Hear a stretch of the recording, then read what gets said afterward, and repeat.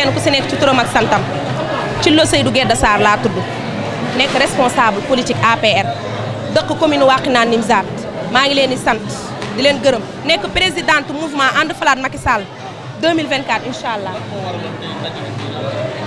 waaw ndaje bi du dara lu dul rek am engagement ak détermination ak bëgg président Macky Sall ñu bokk ci membre fondateur APR kon waruñoo seetaan lii moo tax ñu ne woon tey dañuy lancer suñu mouvement officiel bu ànd falaat Macky Sall.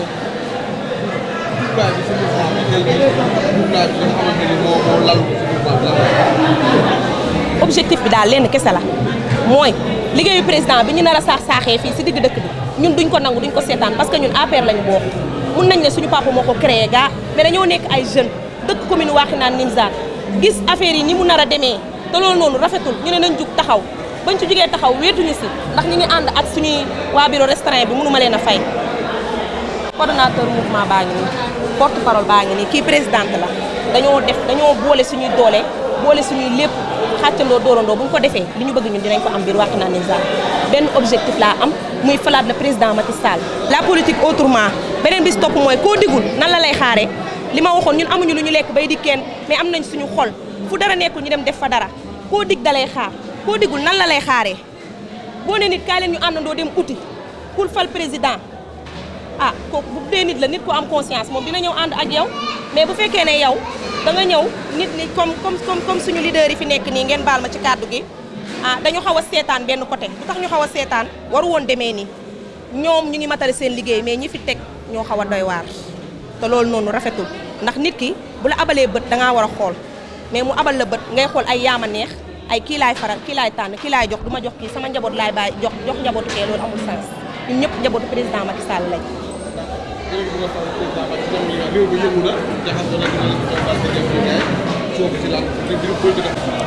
man moom ñooñu man bëgguma sa wax seen wax xam nga la moo tax bëgguma wax seen wax man kuy liggéey ak kiy yàq ak kiy exposé ay doomu jàmbur pour ñuy rey ay nit bokkul président Macky Sall li coow li di rëy yëpp mu ngi toog si ruqam waxul puusul paasul deful benn geste ŋaangul yaa ngi dégg ñun ñi nga xam ne gëm nañ ko ñu ngi toog di liggéey ànd ak moom mu xool ñu ak mu gis ñu ko mu xam ni moo si yem ñu ngi liggéey ak moom dañuy liggéey ak moom ñi nga xam ne dañuy wër nag di yàq Sénégal pour taal ko loolu mënuñoo yëngal dëkk bi seen bopp la ñuy nax mënatuñoo nax kenn ñu dof ñu dong la ñuy nax dañoo war a yeew ñu xam président ay réalisation ñu mu def fii nii biir Sénégal mais kan moo fi gën président Macky Sall ñu waxante dëgg kan moo ko fi gën mi ngi ci lépp mu ngi dox ci lépp ci lu nëbbatu ak ci lu feeñ ah ku ko mere moom président ay responsable ñi fi teg ñi mu nommé ñooñu ngay mere mais président deful waxul président deful waxul moom mënul ñëw Guédiawaye mënul dem Yëmbal mënul dem feneen ak feneen fi mu toog la toog jox leen ay poste responsabilité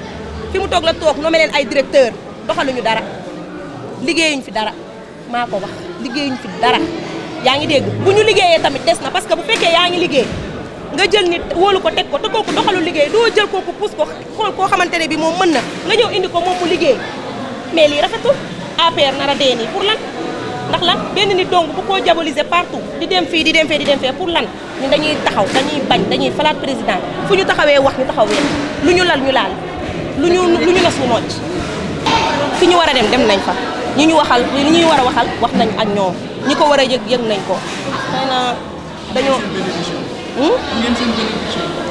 man de li ma sama gis-gis bu gàtt man je travaille pour Racine Talla sama papa la mais man lépp lu may def ci àdduna dama ko koy wax que mu wuyu ma que mu ñàkk ma wuyu mu xool ma mu ñàkk ma xool mu faale ma que mu ñàkk ma faale sa kilifa kenn du ko tëb mënuma bàyyi si commune bi ay responsable jóge fii di dem ay ailleurs di wëri ji ay nit loolu hypocrisie la man doxew ma noonu sax nit nag boo koy waxee dara moom réagirul loolu peut-être moom la engagé xëy na am na li mu gis ba tax mu taxaw mais ñun dañuy liggéey pour président Macky Sall moo ñu ñor te fi ñu jëm nii Racine soxlawul Modou Mamour soxlawul Abdou Khafor Touré soxlawul keneen ak keneen sax président Macky Sall moo soxla te ñoom dañoo war a jug taxaw sànq sama porte parole wax na ko bu mouvement ànd falaat nee na président bu wàccoon 11h ñoom 11h20 dañuy wàcc mais kon nañu ibbi seen i buntu ibbi seen lépp jàkkaarloo ak nit ñi ñu ñëw wax ñu xam jàngoro yi ak li naqari doomu aadama yi nit ki soo ko dégluwul nag ngay xamee li ko naqari boo ko dégluwul nag doo xam li ko naqari kon nag dañoo war a ibbi seen i porte mu xam ñu xam ne président loolu moo tax mu teg leen fi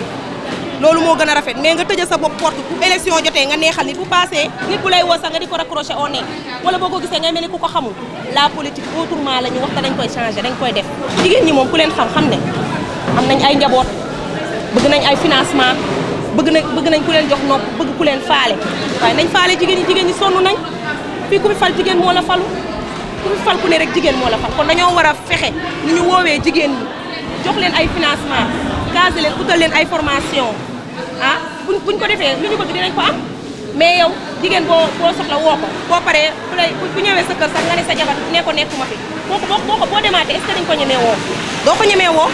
du Karim Mbaye je suis le porte-parole du mouvement And Falat Macky Sall je suis à côté du président on a initié ce mouvement pour soutenir et réélire le président de la République il est notre seul et unique candidat pour les élections qui vont venir.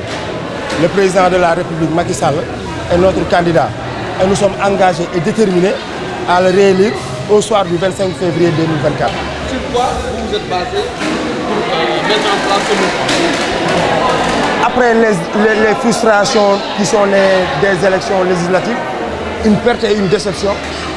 C'était une déception parce que tout le monde croyait que la coalition Benno Bokk Yakaar allait gagner. Et qu'on a perdu tout le département de Dakar, tout le département a été perdu. Et la présidente Thilo Sarr a vu que ceux qui nous ont battus, les gens de Benno Bokk Yakaar ne les ont pas vus. Parce qu'on était sur les lignes en train de parler sur les télévisions et tout cela, alors qu'ils travaillaient dans les maisons. Et c'est ce qu'on a vu. Après les élections, on a vu que les autres, nos adversaires, ils travaillaient dans l'ombre. Nous, on n'a rien fait et qu'on s'est dit que si nous restons dans cette même lancée jusqu'aux élections présidentielles, mais on va perdre les élections encore. Donc on s'est réveillé, on s'est mis debout pour massifier déjà le parti, réconcilier les gens. Parce que tout le monde sait que, je ne dirais pas dans la commune de Wakhinane Nimzatt, mais partout il y a eu beaucoup de frustrations. Qui sont nés de différents facteurs. Certains qui se disaient des apéristes de première heure n'ont pas vu leur rêve se réaliser avec les autorités locaux. Ils ont croisé les mains. D'autres gens sont frustrés parce que tous les événements qui se passent, ils ne voient rien. On ne les donne absolument rien. Ils sont restés chez eux. Donc nous, quand on s'est levé, on est allé voir les gens. On a discuté avec eux pour savoir réellement quel est leur problème vis-à-vis des autorités locaux ou vis-à-vis du président de la République. Quand tu entres voir une fille ou une femme, il te dit je n'ai rien contre le président de la République.